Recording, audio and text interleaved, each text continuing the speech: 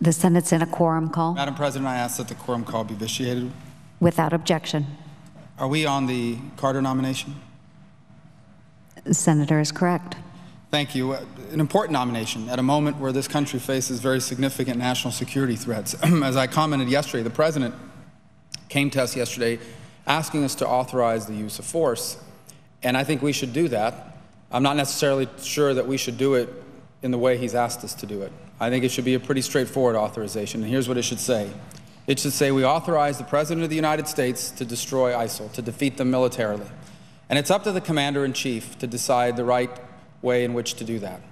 Now, I think I have very serious concerns and very serious reservations about our current strategy when it comes to ISIS. I'm not sure it's sufficient. I think it's a strategy that will contain them, but it will not defeat them. In fact, ISIS is now popping up. For example, they have a very significant hub in Libya. They now have a very significant presence in Benghazi. Just a few days ago, they carried out an attack in Tripoli. And now we're hearing media reports that ISIS has a presence in Afghanistan, perhaps even terrorist training camps. So they continue to grow their affiliates, they continue to grow their presence, and we need an authorization of use of force that allows them to defeat them anywhere in the world where they are to be found.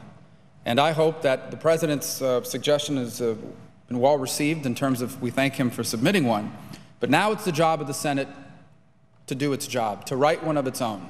And it may reflect many of the things the President wants, but what I believe it should reflect more than anything else is that we authorize him to defeat ISIS, no matter what it takes and no matter how long it takes. And if we have problems with the strategy, there are different ways to address it. And I do have problems with this strategy, and that should be addressed. But Mr. Carter's nomination comes at another important moment, and that is when in that same region of the world, one of America's strongest allies and its very existence is under attack. And of course, I'm talking about Israel, the Jewish state, an extraordinary story in the history of the world. Here's a country founded at the end after the end of World War II as a homeland for the Jewish people, so that never again would they have nowhere to go if they faced the sorts of oppression, the sort of genocide that they faced during the Holocaust. And since then, the Jewish state has had an extraordinary story. From an economic perspective, it is a vibrant first world country, first-rate economy. And what's most interesting about it is this is not a country with oil, this is not a country with vast supplies of natural gas, this is not a country that is an agricultural superpower, and yet it is a world-class economy, providing prosperity and upward mobility to millions of its people. And it's done so on the basis of innovation. There's a very good book written by recently called Startup Nation that talks about the extraordinary story of Israel. It's also a very vibrant democracy. In fact, to observers of Israeli politics, they often joke perhaps a little too vibrant. They have heated debates, but it's a democracy. So what we have here is a democratic nation with a vibrant free enterprise economy in the middle of the Middle East. Israel is everything we want that region of the world to become. We wish every nation in that region was a real democracy, a vibrant one. We wish every nation in that part of the world had a first-rate economy that provided upward mobility to everyone. And we wish every nation in the Middle East was as strong an ally of the United States as Israel has been. This is the extraordinary story of this small but important nation. And this country must continue to be their strongest ally in the world. But they face extraordinary threats to their safety, to their security, to their existence. It begins with what I believe is a concerted effort around the world, including in American academia, including in the universities of this very country, to delegitimize Israel's right to exist, and its right to exist as a Jewish state. And it's an outrage. It continues with the growth of anti-Semitism all over the world, increasingly in Europe. Every day we see stories of a mass exodus as more and more Jews are leaving Europe because of the growth in anti-Semitism. We saw what happened in Paris. Not just the attack that happened in that newspaper and in that magazine, but how Jews were deliberately targeted for death by terrorists. It was not a random attack, Mr. President. It was a deliberate effort to target Jews. It was a deliberate act of violence and the furtherance of anti-Semitism.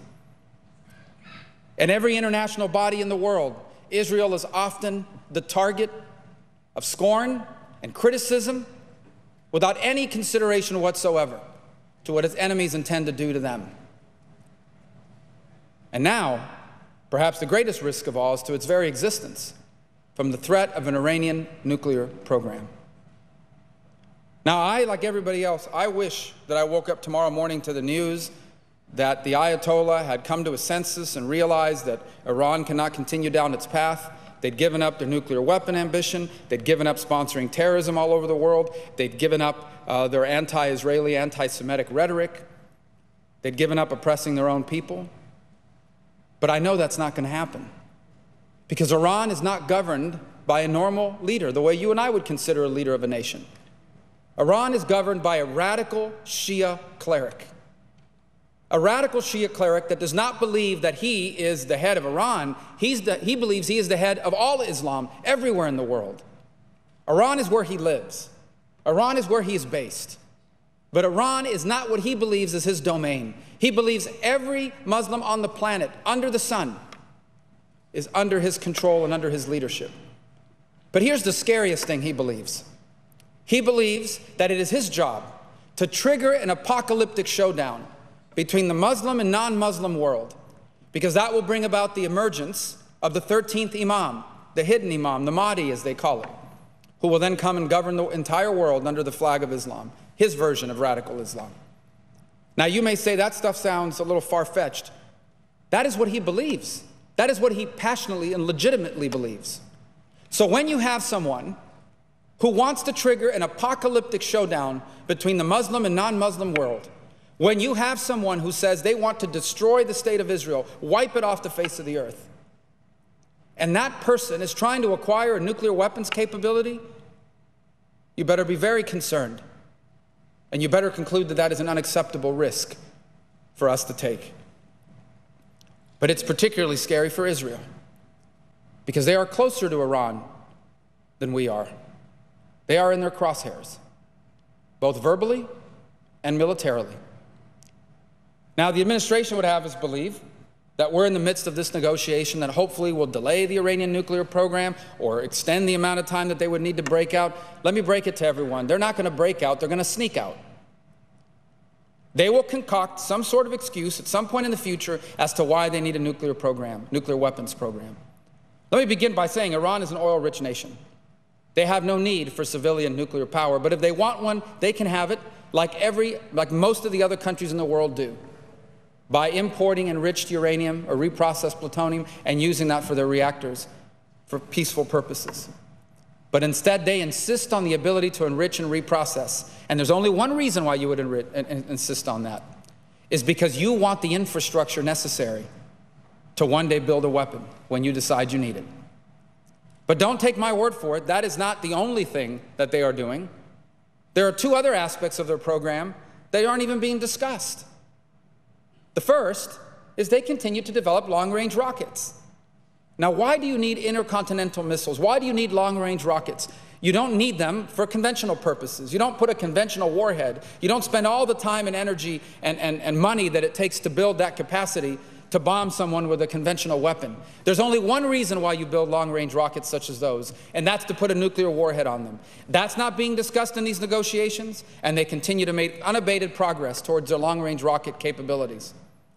And the other is a weapon design. The three things you need for a nuclear weapon program: a weapon design, the long-range rockets, and the ability to enrich and reprocess. They're already building the rockets. The weapon design you can literally buy from dozens of people around the world who will sell it to you.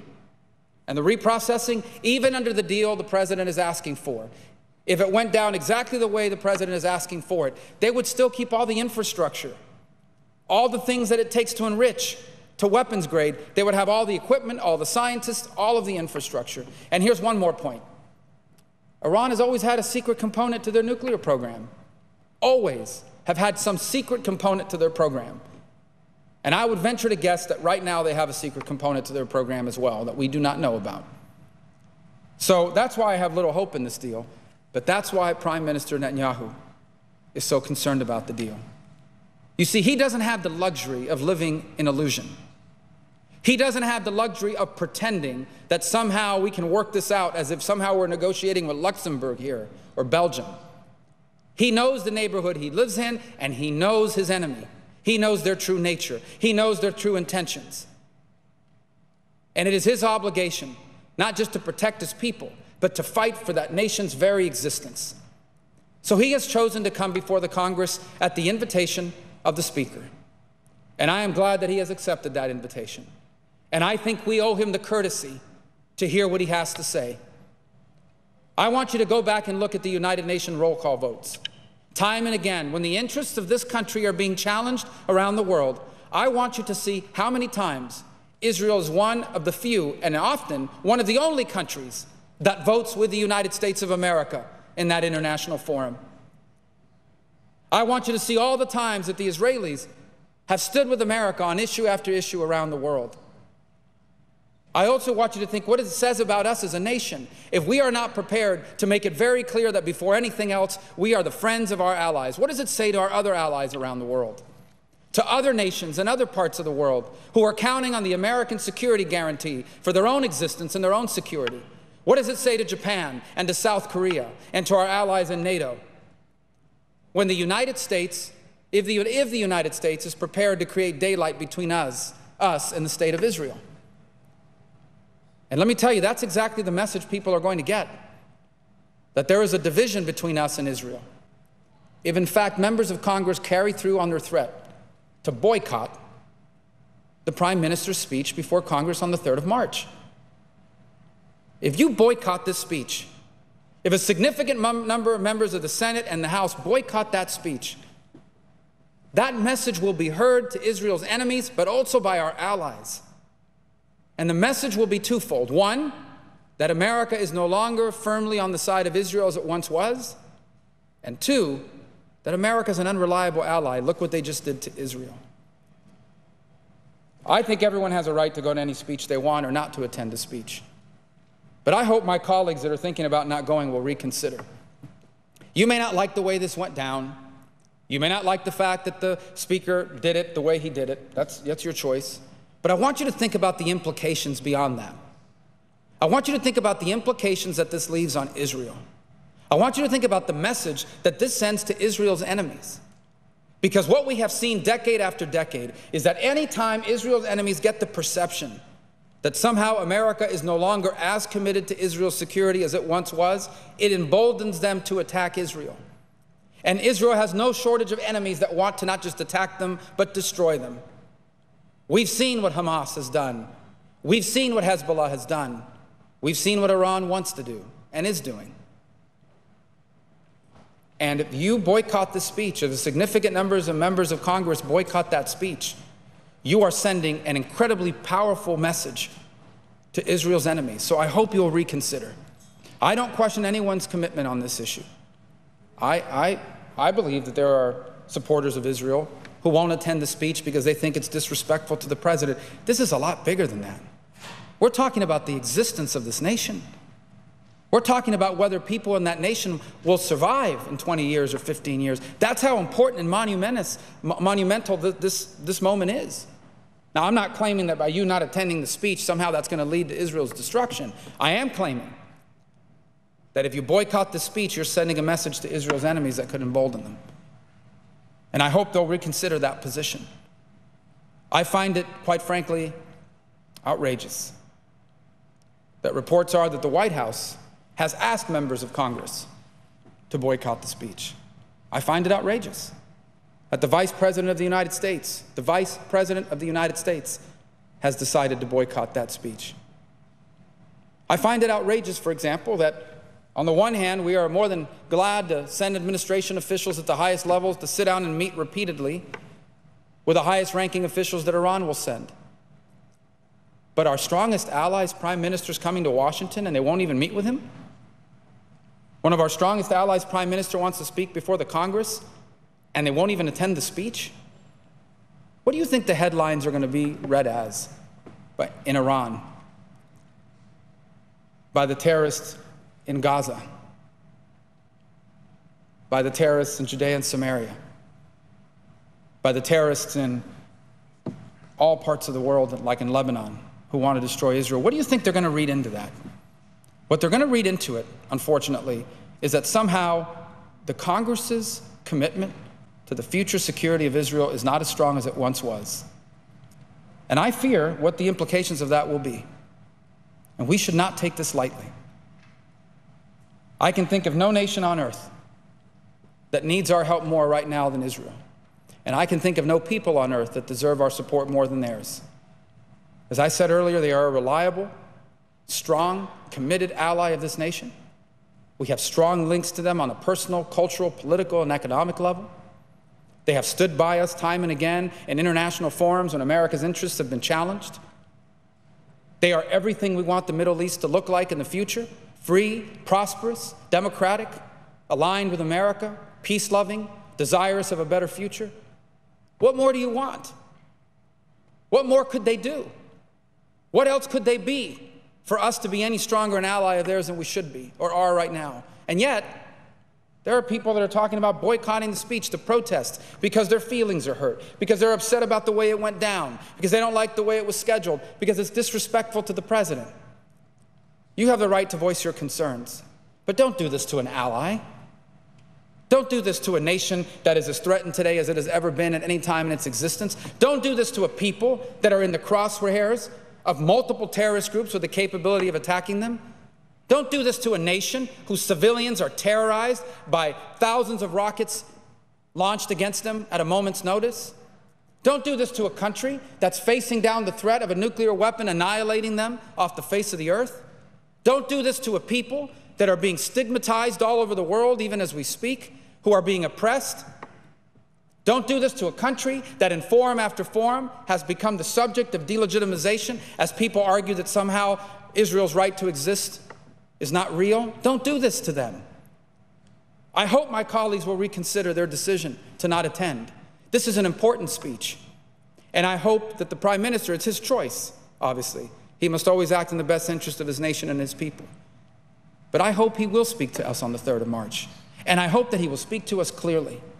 I hope that through his speech, he will open the eyes of this Congress and the American people that this is not child's play. That what Iran intends to have is not just a nuclear weapon to destroy Israel, but ultimately to terrorize the world. I hope that he will speak to us bluntly about the true nature of this threat.